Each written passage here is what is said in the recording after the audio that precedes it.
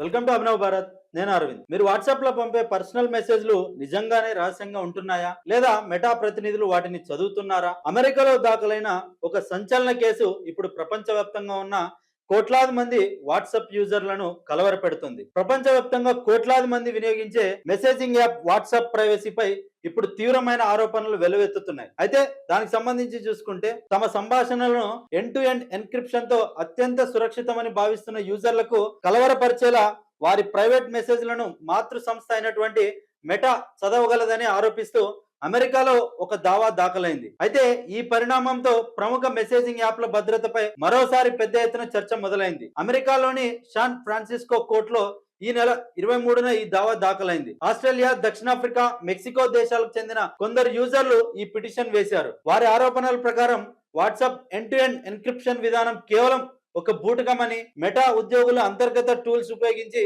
యూజర్ల charts ను access చేయగలరని వారు ఆరోపించారు. యూజర్ ఐడి ఆధారంగా ఇంజనీర్ల అనుమతితో మెసేజ్లను దాదాపు రియల్ టైమ్ లో చూడొచ్చని, చివరకు డిలీట్ చేసిన కంటెంట్ ను కూడా వీక్షించగలరని ఆరోపణలు పేర్కొన్నారు. అయితే ఈ ఆరోపణలకు మద్దతుగా పిటిషనర్లు ఎలాంటి సాంకేతిక ఆధారాలను కోర్టుకు సమర్పించలేదు. సాధారణంగా మనం పంపించే మెసేజ్ ఏమైతుందంటే త్రూ సర్వర్ ద్వారా వెళ్తా ఉంటది. అయితే మనం పంపించిన మెసేజ్ ఎప్పుడైతే సర్వర్ లో ఉంటుందో ఆ సర్వర్ల యొక్క వాళ్ళు డేటాని చూడగలరు. అయితే ఎండ్ టు ఎండ్ ఎన్క్రిప్టెడ్ అంటే ఏంటి అంటే, యాక్చువల్ గా ఎన్క్రిప్షన్ అంటే ఏంటంటే, మనం ఒక మెసేజ్ ని హాయ్ అని పంపుతాం కదా, ఈ మెసేజ్ ఏమైతుందంటే ఎన్క్రిప్ట్ అంటే ఆటోమేటిక్ గా ఇది వేరే రూపంలో మారిపోతుంది. ఫర్ ఎగ్జాంపుల్ లైక్ దిస్, ఇలా. ఇప్పుడు దీన్ని మనం చదవగలమా? చదవలేము. దాన్ని ఎన్క్రిప్షన్ అంటారు అనమాట. ఎండ్ టు ఎండ్ ఎన్క్రిప్షన్ అంటే ఏంటంటే, మనం సాధారణ మెసేజ్లు సర్వర్ ద్వారా వెళ్తూ ఉంటాయి. But end to end encryption అనేటువంటిది ఏమంటే, ఎప్పుడైతే మనం హాయ్ అనే మెసేజ్ పంపిస్తామో ఇది సర్వర్ లోకి వెళ్లే లోపల లాక్ అయిపోతుంది అనమాట. ఇది సర్వర్ లోకి వెళ్లే లోపల లాక్ అయిపోతుంది. బట్ దీన్ని డీక్రిప్ట్ చేయాలంటే ఎలా? మనం ఎవరికైతే పంపిస్తామో వాళ్ళ ఫోన్ లో ఒక డిజిటల్ కీ ఉంటది. ఆ కీ మాత్రమే దీన్ని డీక్రిప్ట్ చేయగలదు. ఆ కీ మాత్రమే దీన్ని డీక్రిప్ట్ చేయగలదు. అయితే ఇతర ఏ సంస్థలు కూడా వీటిని డీక్రిప్ట్ చేయలేదు.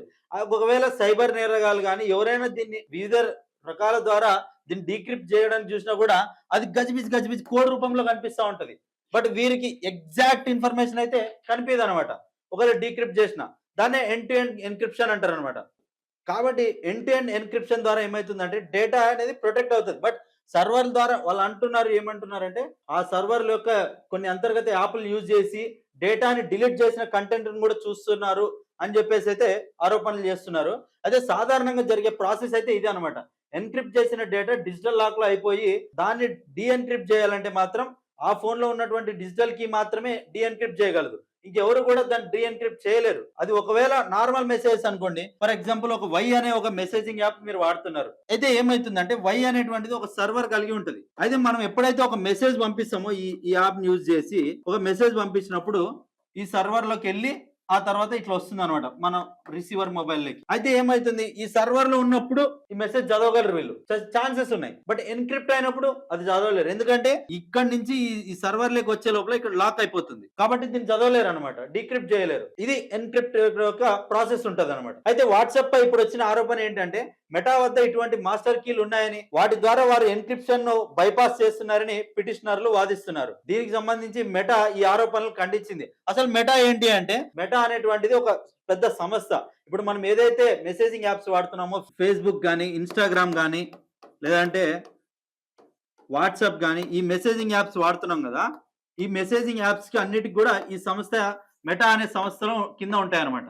ఇప్పుడు ఏవైతే ఈ వాట్సాప్ కి ఆరోపణలు వచ్చాయో ఈ ఆరోపణలు మెటా సంస్థ తిప్పికొట్టింది. ఏమంటుంది, ఈ దావాను మెటా సంస్థ తీవ్రంగా ఖండిస్తూ ఇవి పూర్తిగా తప్పుడు, అసంబద్ధమైన ఆరోపణలని కొట్టిపారేసింది. WhatsApp end to end encryption పగడ్బందీగా పనిచేస్తుందని, ఎన్క్రిప్షన్ కీలు కేవలం యూజర్ల డివైస్లలోనే ఉంటాయని స్పష్టం చేసింది. మనం ఇందాకే చెప్పుకున్నాం కదా, ఏదైతే రిసీవర్ ఉంటుందో వీళ్ళ మొబైల్లోనే డిజిటల్ కీ ఉంటది, అది మాత్రమే డిక్రిప్ట్ చేయగలదు. అదే అనమాట ఇప్పుడు మెటా సంస్థ కూడా చెప్తుంది, అదే అనమాట. అదే అందువల్ల తాము గాని తమ ఉద్యోగులు గాని మెసేజ్లను డీక్రిప్ట్ చేయడం లేదా చదవడం సాంకేతికంగా అసాధ్యమని మెటా పునరుద్ఘాటించింది. దీనికి సంబంధించి ఎలన్ మాస్క్ ఒక ట్వీట్ అయితే చేశారు, వాట్సాప్ సురక్షితం కాదు అంటూ.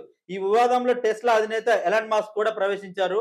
వాట్సాప్ సురక్షితం కాదు అంటూ సోషల్ మీడియాలో వ్యాఖ్యానించిన ఆయన ఇతర ఎన్క్రిప్టెడ్ యాప్ల విశ్వసనీయతను కూడా ప్రశ్నించారు. దీనికి బదులుగా తమ ఎక్స్ చాట్ ఫీచర్ ని ప్రయత్నించాలని యూజర్లకు సూచించారు. ఎక్స్ అంటే ట్విట్టర్ మనకు తెలుసుగా, దీన్ని వాడాలని చెప్పేసి ఆయన యూజర్లకు సూచించారు. ఎవరు? Elon Musk. అయితే ఎవరైతే ఈ కేసుని ఆరోపణలు చేశారో వారైతే ఇంకా ఇప్పటిదాకా ఎటువంటి ఆధారాలు అయితే సబ్మిట్ చేయలేదు. అయితే ఈ కేసు విచారణలో ఎలాంటి ఆధారాలు బయటకు వస్తాయోనని టెక్ వర్గాలు ఆసక్తికరంగా ఎదురు చూస్తున్నాయి. ఒకవేళ ఇది నిజమని తేలితే అది ప్రైవసీ నిబంధనలు ఉల్లంఘన కింద వస్తుంది. మీరు వాట్సాప్ ప్రైవసీని నమ్ముతారా లేదా ప్రత్యామ్నాయ యాప్ కోసం వెతుకుతున్నారా అనే విషయాన్ని కామెంట్ రూపంలో తెలియజేయండి. Thank you.